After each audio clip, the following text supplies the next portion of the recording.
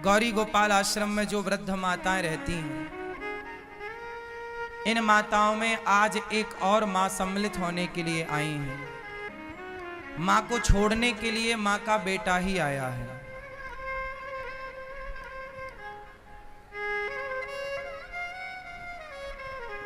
कहां से आई हो मेरी मां? मैं कलकत्ता वेस्ट बंगाल से आई हूँ। तो आप के घर में कौन कौन है? बस एक ही बेटा है, एक बहू है, एक पोती है। तो एक बेटा है, फिर बेटा के होते हुए यहाँ क्यों आना पड़ा? क्या करो, बेटा को भी जिंदगी, मेरा को भी जिंदगी, बहू ने एकदम नरक बना दिया प्रभु जी। तो आपको यहाँ छोड़ने कौन आया है?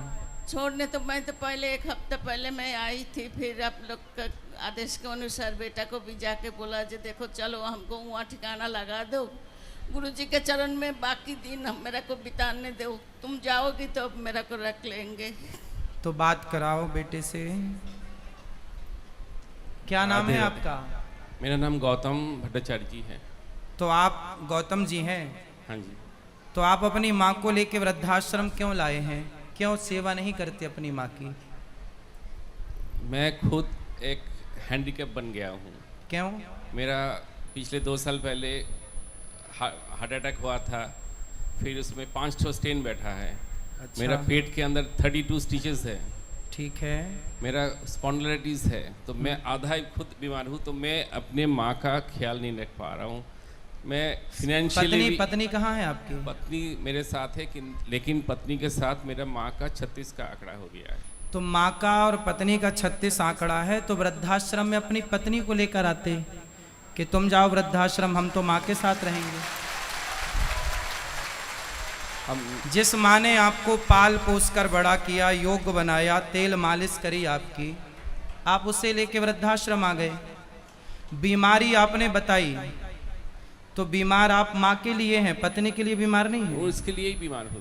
तो फिर पत्नी को छोड़ने क्यों नहीं आए वृद्धाश्रम? उसको बोलते तू चल वृद्धाश्रम, हम तुझे छोड़ने चलते हैं। जब माँ की और पत्नी की नहीं बनती, तो आपके हिसाब से किसे छोड़ना चाहिए वृद्धाश्रम में? पत्नी को तो छोड़ना चाहिए। फिर अगर मतलब physically strong and financially strong रहता तो मैं ये स्टेप ले सकता था, लेकिन मेरे पीछे ही एक और आदमी चाहिए। तो मैं माँ को तो कैसे? पत्नी तो है, पत्नी है जो पति को भी संभाल। यदि ऐसी स्थिति है कि चलो पत्नी आप कमजोर हैं, आपको बीमारी है, तो पत्नी अपने पति को भी संभाल सकती है और अपनी सास को भी संभाल सकती है। क्या दिक्कत है? क्या ये दास अनिरुद्ध 278 माओं को उसकी सेवा नहीं कर रहा है? यदि हम 278 माओं की सेवा कर सकते हैं, तो आप और आपकी पत्नी मिलकर आपकी एक माँ की सेवा तो कर सकते हैं ना? आपकी बेटा बेटी है आपके? एक बेटी है। तो एक बेटी भी है आपकी? हाँ जी। और बेटा नहीं है। तो बेटी है, तो बेटी का तो ख्याल रख ही रहे हैं ना बीमारी में भी? वो तो रखे हैं। तो फिर माँ का ख्याल रखने में क्या दिक्कत थी? कितनी जगह चाहिए माँ को घर में?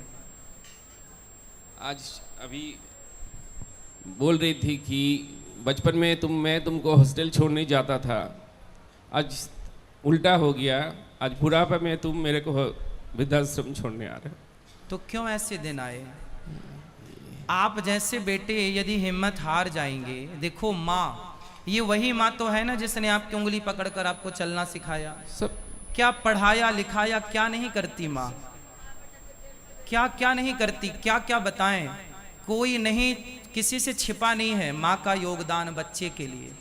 लेकिन आपका जब विवाह हुआ, शादी हुई, बच्चे हुए, तो आप माँ को लेकर, अरे आप पत्नी को समझा नहीं सकते प्यार से कि क्या जरूरत है?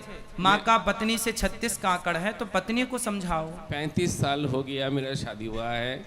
35 साल में एक ऐसा साल नहीं गया कि माँ के साथ मेरा अनबन नहीं करवाया, या घर से मतलब लास्ट में तो फेडअप होके मैंने छोड़ दिया कि भाई जो करना है करो।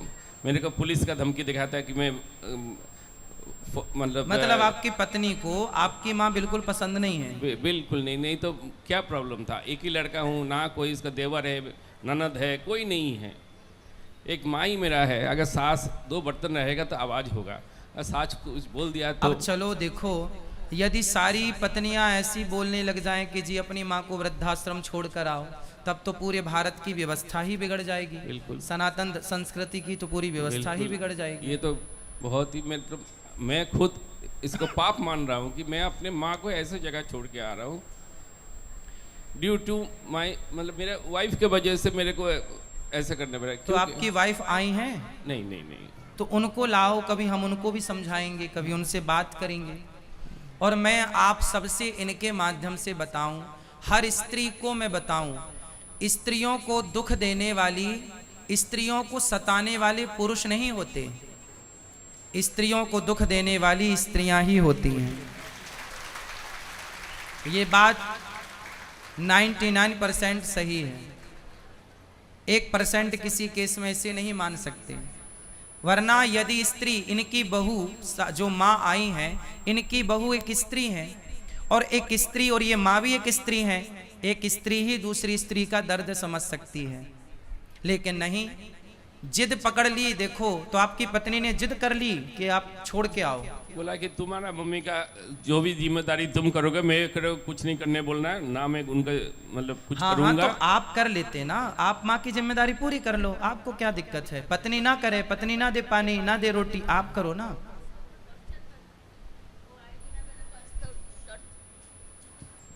अगर वो आएगी मेरा को कुछ करेगी ना, तो उसको ऊपर टॉर्चर करेगी, खाना नहीं देगी। अच्छा, ये आपकी सेवा करेंगे तो पत्नी इनको टॉर्चर इसको करेगी। टॉर्चर करेगी, और बोलता ज्यादा करेगी तो तुमको पुलिस में, क्लब में जाके बताऊंगी जो तुम्हारा माँ मिलके मेरा को टॉर्चर कर रहे हो, और पुलिस के जाके कंप्लेन करेंगे, जेल में माँ बेटा को जेल में भर देंगे। देख लो जरा, आजकल कानून भी ऐसे हैं कि स्त्रियों की सुनवाई ही होती है। वो कुछ कहेंगे तो ये माँ बेटे उसकी जेल तरफ चले ही जाएंगे। बोलती रहती। इसलिए कानून अंधा है। अब आप ही बताइए कि इस माँ को न्याय कौन देगा? ये कानून देगा, ये बेटा देगा, या इनकी बहू देगी, या समाज देगा? कोई नहीं देता। गुरु जी आपके चरण में मेरा तो स्थान। हम तो मैया आपकी सेवा करने को तैयार हैं, हमें कोई दिक्कत नहीं है। हम तो केवल अपने इस भाई को समझा रहे हैं कि तुम जो कर रहे हो, पत्नी को ही समझाओ। और मेरी हाथ जोड़ के प्रार्थना है हर स्त्री से, आप ऐसी सिचुएशन, ऐसी स्थितियां पैदा ना करें कि एक पुरुष अपनी माँ को लेकर वृद्धाश्रम छोड़ने आ जाए। चलो, ये पुरुष ये माँ को वृद्धाश्रम, बात कराओ भैया से, ये अपनी माँ को छोड़ने वृद्धाश्रम आए हैं। अब आप बताओ कि ये आपने पुण्य किया या पाप किया? पाप किए हैं। पाप किया। बिल्कुल। अब बताओ कि यदि ये पुरुष पापी हुआ तो इसको पापी बनाया किसने? इनकी पत्नी ने। जबकि पत्नी पारक्षणे धातु से पत्नी बनती है। कहते हैं जो पत्नी अपने पति को पतन से बचाए, पाप से बचाए, उसका नाम पत्नी है। जिस पत्नी के कारण पाप करना पड़े, ऐसी पत्नी से भगवान बचाएं। ऐसी पत्नी से भगवान बचाएं। ऐसी पत्नियां होनी चाहिए जैसी आपकी हैं। चाहोगे 7 जन्म का वादा किया है? बिल्कुल नहीं। हाँ, बिल्कुल नहीं। 7 जन्म का वादा नहीं किया? 7 जन्म का वादा किया था, लेकिन ऐसा पत्नी एक जन्म में ही मेरे को हड्डियों में, मतलब क्या बोलते हैं, दुब्बो हमारा बंगाली में बोलते हैं, ये जी। दुब्बा उगा दिया जी। तो 7 जन्म में कभी भी मैं ऐसा वाइफ नहीं चाहूंगी। तो 7 जन्म की कोटा उसने 1 जन्म में ही पूरा कर एक लिया। जन्म में। इसलिए ऐसी पत्नी किसी को ना मिले, ऐसी पत्नियां होनी चाहिए। आप लोग कितने लोग अपने अपने बेटों के लिए ऐसी पत्नियां चाहते हैं? चाहते हैं? नहीं चाहते तो आप भी ऐसी पत्नियां मत बनना। जितनी पत्नियां यहाँ बैठी हैं, आप भी तो किसी की पत्नी है। ऐसी पत्नी बिल्कुल मत बनना। बनना सही है? क्यों? ऐसी पत्नी नहीं। भगवान कुंवारा ही रखे, साधु बन जाए, अच्छा है। सारी जिंदगी बिना पत्नी के रहले पर ऐसी पत्नी भगवान दुश्मन को भी ना दे जैसी इन्हें मिली है। चलो, तो आप चाहते हैं कि आपकी माँ को यहाँ रखा जाए? आपके चरणों में सर। हाँ हाँ, हम तो अपनी माँ की तरह सेवा करेंगे। यहाँ तो 278 माँ ऑलरेडी हैं। सुना है, हैं? देखा भी है। आपने दर्शन किया माँ का? हाँ जी। कैसी व्यवस्था है यहाँ माँ की? बहुत अच्छी है। अच्छी लगी? आप आते रहिएगा अपनी माँ से मिलने के लिए। जरूर, हाँ, क्योंकि मेरा तो माँ के साथ कोई दुश्मनी नहीं है। बीच में कोई था, माँ को मैं किसके पास रखता। तो पत्नी आपको भी परेशान करती हैं? बहुत, नहीं तो इस उम्र में मेरा 55 है। 2 साल पहले मेरा हार्ट अटैक हो गया है। मैं कोई मतलब ऐब मेरे में कुछ नहीं है। मैं काम में जाता हूँ, काम करके तो आपने कभी प्यार से अपनी पत्नी को समझाया नहीं कि भाग्यवान तुम क्या कर रहे हो? 35 साल में कितना बार समझाऊंगा, नहीं समझी। नहीं समझी, इसलिए तो आज ये दिन देखने पड़ा। हम आपकी पीड़ा को समझ सकते हैं, आपके कष्ट को, आपके दर्द को समझ सकते हैं, लेकिन हर स्त्री से मैं प्रार्थना करता हूँ कि इतना मत सताइए, समाज में इतना पति को प्रताड़ित मत कीजिए, अपनी सास को प्रताड़ित मत कीजिए। और कुछ कानून बनने भी चाहिए जो कम से कम इन माँओं के पक्ष में कोई तो कानून हो। सारे कानून बहुओं के पक्ष में है, कोई कानून माँ के पक्ष में भी तो हो। बूढ़ी माँ बाप के पक्ष में कुछ तो होना चाहिए। मुझे कानून का कोई ज्ञान नहीं है, परंतु आपसे सबसे मेरी प्रार्थना है, अपनी अपनी माँओं का पूरा पूरा ख्याल रखिएगा। ठीक है मैया, आप यहीं रहिएगा। ये बेटा आपका, एक बेटा वो है, एक बेटा ये दास अनिरुद्ध है। गौरी गोपाल आश्रम में आपका स्वागत है। ये दास अनिरुद्ध आपका बेटा बनकर अब आपकी आगे की सारी सेवाएं ये दास अनिरुद्ध करेगा। माइक दो मैया को। आपको चरण में कोटि कोटि ना प्रणाम। मैया, आप तो हमारी माँ हो, आप तो हमें आशीर्वाद दो बस और आप सदा खुश रहो। हम आप कोशिश करेंगे कि आप यहाँ खुश रहें और बस हम प्रसन्न यहाँ रहें। खुश रहेंगे, कैसे भी हो हम यहाँ खुश रहेंगे। यही खुशी रहे मिलेगा। मेरा संसार का मोह खत्म हो गया बहुत दिन से। बस अभी आप बाकी दिन आपके चरण में ही पड़े रहे, इसी में मेरा शांति है।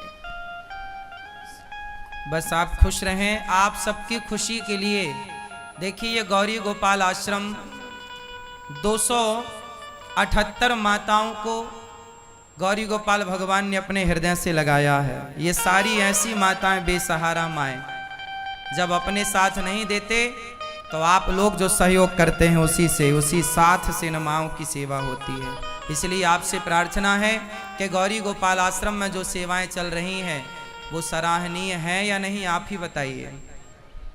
इन माँओं की सेवा करना हमारा धर्म है या नहीं? अब ये माँ बेटे के यहाँ से आकर इस बेटे के पास आई, तो अब इनकी सेवा करना हमारा धर्म है। आप सबसे प्रार्थना है, आप भी इन माँओं की सेवा के लिए इन हाथों को जरूर बढ़ाइएगा।